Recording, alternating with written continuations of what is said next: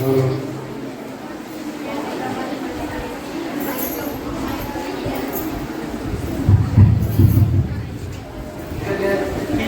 and all my dear friends, very warm good morning to all of you. Today, I, Amandeep Minch, am very proud to speak about one of the greatest leaders in our Indian history, Pandit Jawaharlal Nehru, our first Prime Minister and a true architect of modern India. Born on 14th November 1889, Nehru was a man of courage, vision and compassion. He came from a wealthy family and studied in England, but instead of choosing a comfortable life, he joined the India's freedom struggle. Inspired by Mahatma Gandhi, he dedicated his whole life to the fight for independence, facing prison, compassion, courage, and with all the heart and fighted with great determination. His patriotism was not just in his words, it was in his actions, his faith, and in his belief that India could be free. After the independence, Jawaharlal Nehru as the Prime Minister focused on building a developed and modern India. He believed in science, education and democracy. Under his leadership, India saw the foundation of great institutions like the IIT, the AIIMS and the ISRO. Jawaharlal Nehru believed that a strong nation could only be built through knowledge, technology and unity. He worked very hard to improve the agriculture, strengthen infrastructures and expand industries, ensuring that India would stand on its own feet one day. But Nehru was not only a political leader, he was also a beloved figure among the children. He always said that children are the future of the nation. He always treated them with love and respect. That is why his birthday on November 14th is celebrated as Children's Day all over India every year. Jawaharlal Nehru also believed in peace and cooperation. He launched the non-alignment rule, which helped India stay independent in global politics during Cold War. His vision placed India in the global map with dignity and respect. His policies earned India respect and friendships with other nations while keeping its independence intact. Dear friends, as we face many challenges in our daily life, let us take facilities and inspiration from Nehru's life, and let us also follow his belief in unity and equality. He once said that children of today are the future of tomorrow. So, now it is our responsibility to learn, grow and lead our country towards a better future. So now, I would like to end my speech with one of his famous words. Time is not measured by the passing of years. Time is not measured by the passing of years, but by one what does, one what feels and one what achieves. So let us dare, let us act and let us build India as once Nehru dreamed of. Jai Hind, Jai Bharat. Thank you. Spirit, fierce and wise, with freedom burning in her eyes, a voice of justice, a guiding light, is I speak about in his face and pride. Respected principals, teachers, judges, and all my loving friends. A very warm welcome and good morning to one and all present here. Myself, Karmita from class 9. Today, as I stand before you, not to just speak about a freedom fighter, but a woman who was not born in India, but chose India as her love, hope, and respect. She was Annie Besant, a name not just written in history books, but engraved in the hearts of India. Annie was born in London in 1837, but her destiny was that to a faraway land of her. When she moved to India in 1893, she was deeply moved by the pain of India under British rule. She saw the poverty, silence, and helplessness. She could not remain silent. She rose, she spoke, and she fought, not as a ruler, but as a servant of India. Her powerful words still echo in our hearts today. Better to die for India than to live for oneself. With that same spirit, she launched the Home Rule movement in 1960, the first organized demand for self-government in India. She did carry a sword, but her speech, her courage, her pen was much powerful than any other weapon. She became the India's first woman National Congress president in 1970. A foreign-born woman leading freedom movement in India. That's not just leadership, that's love, respect, that's sacrifice. She became not a political leader, but was a visionary. She believed that freedom could not be achieved just by education or awareness. She introduced Banaras Hindu University, BHU, a temple of learning which enlightened knowledge across the country. She also spoke up for the woman's rights and uplifted her voice for the poor and oppressed. Friends, let's think for a moment. An English woman fighting against her own country. Why? Because she was deeply admired by our culture and believed in justice and self-rule, and felt that freedom is a universal right beyond nationality. She saw the Indian struggle as a fight, love and respect for all people, not just for one nation. What great tribute could India receive? She reminds us that patriotism doesn't mean just being born in one country, but standing for its truth, fighting for its people, and dreaming for its freedom.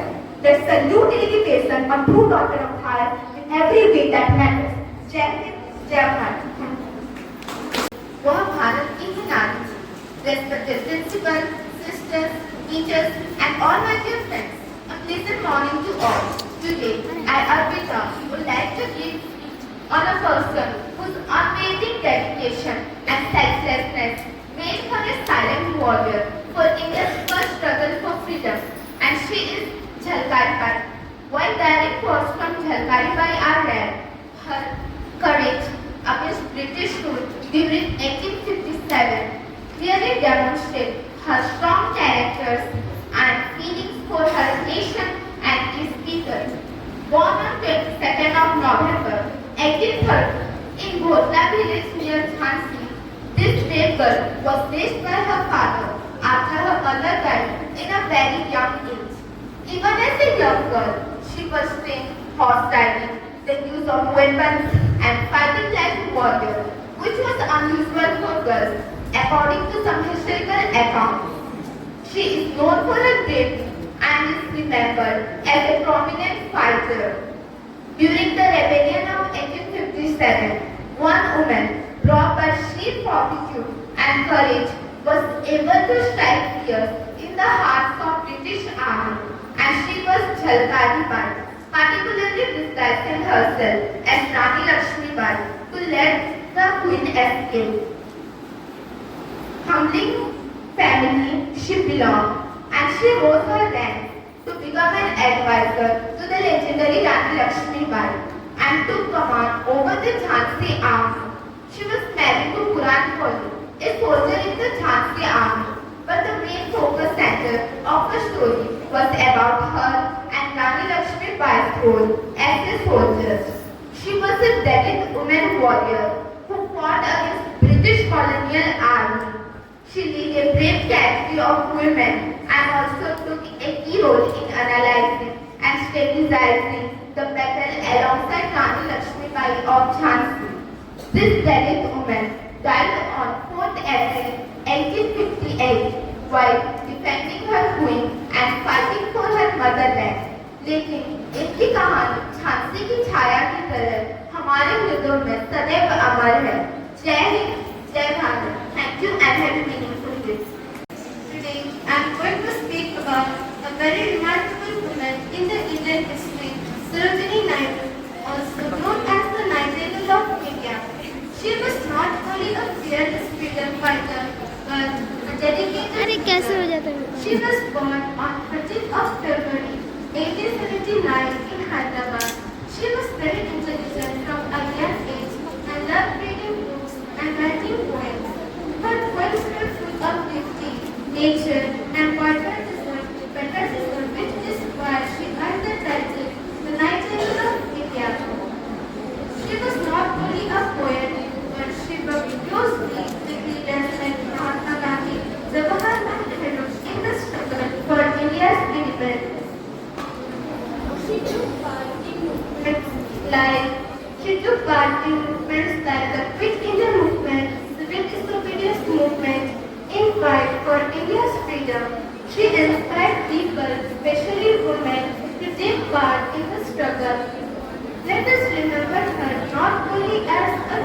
poet, but a woman who loved her country deeply and worked tirelessly for its freedom.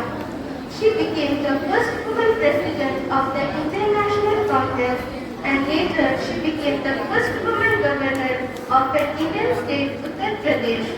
She died on 2nd of March 1949, but her works and deeds still inspire us.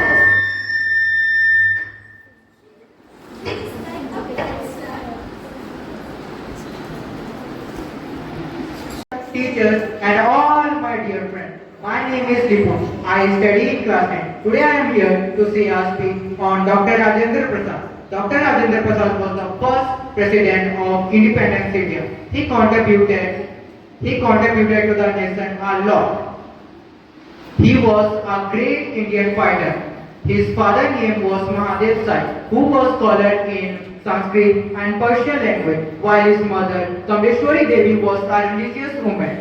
After completing all his elementary studies, he went to the R.K. Ghosh Academy at Cuttack and joined the Presidency School in 1902, section Indian National Congress, and later he joined the party in 1911. He was a great leader, a lawyer by training and a social worker.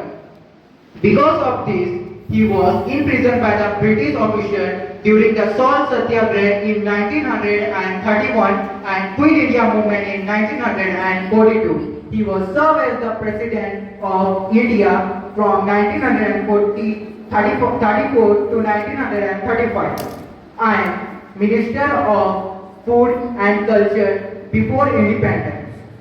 Dr. Rajendra Prasad helped the people who are in problem and distress. During the flood that affect Bihar and Bengal, he provided food and food to all the people who are affected by the flood and donated a large amount of money to the people. He was a healthy, kind and a happy person. But one incident made him so sad and ill. On September 1962, Dr. Rajendra Prasad's wife, Rajavanshi Devi, passed away. This incident directly led to the health of Dr. Rajendra Prasad, and he was retired from the public life and resigned from the office and returned to Patna to spend few beautiful months of his life. On February 28, 1963, he also passed away, and we lost a diamond-like person from our world. Thank you. Jai Hind.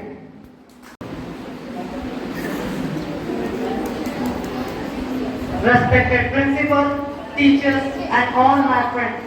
Today I feel proud to speak on a great true hero, Rajguru, which is also popularly known as Shivram Hari Rajguru. He was not just a revolutionary, but a person full of courage, passion, and unshakable love for his country. He was born in Maharashtra in 1908, and he dedicated his only life to the independence for the country. He joined many other freedom fighters like Bhagat Singh and Sukhdev, who together formed a strong, unshakable world against the British rule. Rajguru was a crucial role in the movement. He was not fearless, but he stood in the background and worked on the secret meetings and spreading revolutionary ideas to the people. Rajguru managed this all in a very efficient and a well-disciplined manner. Friends, today Rajguru shows us that how revolution is not just fighting with weapons, but also fighting with intelligence, strategy, and artificial intelligence. So, friends, we also should have this kind of passion and courage for our country. Rajguru was ready to do anything for his country, even if he know that he could die for his country. He died at the age of 22 years, which is too young. In his age, we enjoy our life, but he gave his life for the freedom of the country. He was hanged on 23rd of March 1931 along with Bhagat Singh and Sukhdev. So friends, today Rajguru tells us that how small or big every effort counts when it's for the great cause. So let us remember Rajguru by not remembering his name, but also by living with purpose and responsibility we do big or small. Jai Hind, Jai Bharat. Teachers, friends, and all my dear friends, good morning to all. Myself Pratibha Kalpita, I'm from class 9 and I'm here to give a speech based on freedom fighters of Independence Day. I have chosen Rani Lakshmibai as a freedom fighter beside of other freedom fighters because of her bravery, determination and sacrifice. She fought courageously against British rule and protected her kingdom and people. I admire her courage in battle, determination to protect her kingdom despite societal norms, refused to surrender to British rule. Her legacy inspires people to stand up for their right, making her the powerful symbol of resistance and courage. Some basic details about Rani Lakshmibai. She was born on November 19, 1828 in Varanasi and married to Maharaja Gangadhar Rao. She was also known as Queen of Jhansi. She died on June 18, 1858 while fighting the British in Jhansi and Gwalior. I would like to start my speech. My dear Indian fellows, आज हम हमारी आजादी की भावना को मनाने के लिए इकट्ठे हुए हैं. As we gather together to celebrate the spirit of freedom and sacrifice, I, Rani Lakshmibai, fought courageously against British rule despite societal norms. I choose not to go down to British rule and choose to fight for our freedom. Let us all march together with courage, determination and sacrifice. My journey started as a freedom fighter when the British East India Company annexed to Jhansi under doctrines of lapse, a policy that threatens to erase our identity and autonomy. Despite being a woman, I was determined to protect my kingdom and my people. Let us contribute a style to just and equitable society where सबका साथ, सबका विश्वास और सबका सम्मान हो. हमने हमेशा अपनी आजादी को संरक्षित रखा है और अत्याचार का विरोध किया है. We the people of India have cherished our freedom and resisted oppressions. I refuse to go down to British rule and fought with British. Thank you. Jai Hind, Jai Bharat. Teachers and all my dear friends. Today I am going to speak about Dr. B.R. Ambedkar, one of the greatest leaders in the Indian history. He is also known as the father of the Indian Constitution. Dr. Bhimrao Ramji Ambedkar was born on 14 April 1891 in Mau, Madhya Pradesh. He came from a poor family and faced many difficult problems because he belonged to the Dalit community. At that time, the people from the lower caste were treated very badly. They were not allowed to enter schools, temples, or even drink water from the same place as others. But Dr. B.R. Ambedkar was very brave and intelligent. He studied hard and became one of the most educated person of this time. He went to Columbia University in USC and London School of Economics in UK. He became a great economist, lawyer, and a social reformer. He worked for equality and justice. He wanted to remove the caste system and equal rights to everyone. He believed that education is the to improving success or people's lives. He always said, educate, advocate, organize. After India got independence, he was made chairman of the drafting committee of the Indian Constitution. He made sure that our Constitution gave equal rights to everyone, no matter what caste, religion or gender they belonged to. He worked for the rights of women, poor people and workers. In 1956, he accepted Buddhism cause he supported equality, truth and justice. In 6 December 1956, he passed away, but his ideas and teachings still guide us today. In conclusion, Dr. B.R. Ambedkar was a true hero who gave his whole life to make India a better place for everyone. We should remember his struggle and follow his path of truth, equality and justice. Thank you, Jai Hind, Jai Bharat. from class 9, and today I am going to speak about one of the India's greatest freedom fighters, Lala Lajpat Rai, also known as the Punjab Kesari or Lion of Punjab. Lala Lajpat Rai was born on 28 January 1856 on Gurgaon, Punjab. From a young age, he was deeply inspired by the spirit of revolution and patriotism and had a burning desire to see India free from British rule. He was not only a political leader but also a social reformer, writer and educationist. He was a part of the most famous trio Lal Bal Pal. Lala Lajpat Rai, Bal Gangadhar Tilak and Bipin Chandra Pal inspired the many Indians to fight against the British operation through the Swadeshi movement and by promoting self-reliance. He believed that India would only progress if its people were educated and united. For this, he established many educational institutions, including the Dayanand Anglo-Vedic DAV College in Lahore. He was also a fearless protester at his time. When in 1928 the Simon Commissioner came to India, he led a non-violent protest against it in Lahore. During this protest, he was brutally lathi-charged by the police under the orders of the British officer James A. Scott. Although he was badly injured, his courage remained unshaken. Just before his death, he said, "The blow struck at me today will be the last nail in the coffin of the British rule." Sadly, he passed away on 17th November 1928 due to those injuries. But his sacrifice ignited the spirit of revolution in many young freedom fighters, including the Rajguru, Sukhdev and Bhagat Singh. His life is a symbol of courage, sacrifice and patriotism. He dedicated every moment of his life in the service of our nation. Today, as we remember him, let us pledge to uphold his ideals and work for the progress of our country. So, let me end my speech with some beautiful quotes given by Lala Lajpat Rai. First, the only limits are to be put on ourselves. Second, education is the key of empowerment. It lights the path to progress. Third, our true patriotism demands a fearless attitude towards injustice. Thank you for listening my speech. Jai Hind, Jai Bharat. Teachers, nurses, and all my dear friends. Today I am going to speak a few words about Shahid Bhagat Singh, one of the most iconic freedom fighters of India.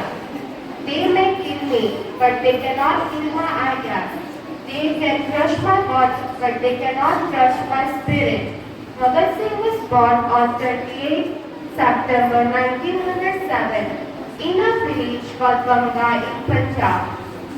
From a very young age, he was inspired by the story of bravery and sacrifices. His family members were also freedom fighters, so he grew up with a strong patriotic feeling. Bhagat Singh loved his country very much. He wanted to see India free from British rule. Bhagat Singh believed that freedom was the right of every person, and he was ready to sacrifice everything for it. Even as a young boy, he said, "If British don't leave our country, I will fight them with all my strength." He joined many freedom movements and later became a member of Hindustan Socialist Republican Association (HSRA).